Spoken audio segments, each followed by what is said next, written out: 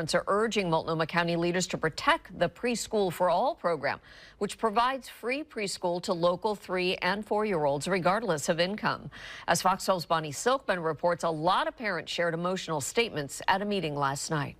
Preschool For All supporters came out in droves to defend the program at a public listening session last night.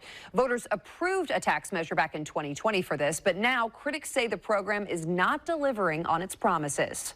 Governor Tina Kotek has praised the program's vision, but criticizes its execution, citing poor implementation and $485 million in unspent funds. The governor has said the program has failed to deliver for many low-income families, noting that only 11% of potential licensed sites are currently participating, while others are bogged down in paperwork or opting out entirely. At last night's meeting, commissioners opened the floor to public comment. Many parents say the program is vital to local kids and needs to continue. My family received a spot last year.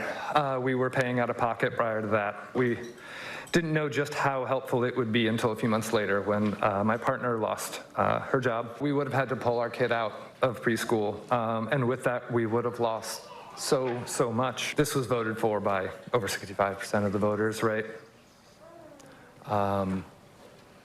And what this all looks like to me is an attack by the wealthy people on poor and working folks in this city. Multnomah County says the program is now entering its 4th year and is already showing major results, adding that in the upcoming school year, the program will provide preschool to nearly 4,000 children across more than 200 locations. And the Board of Commissioners is expected to vote on whether to cut funding next Thursday, August 28th. We'll keep you updated on this developing story and let you know what happens in that meeting.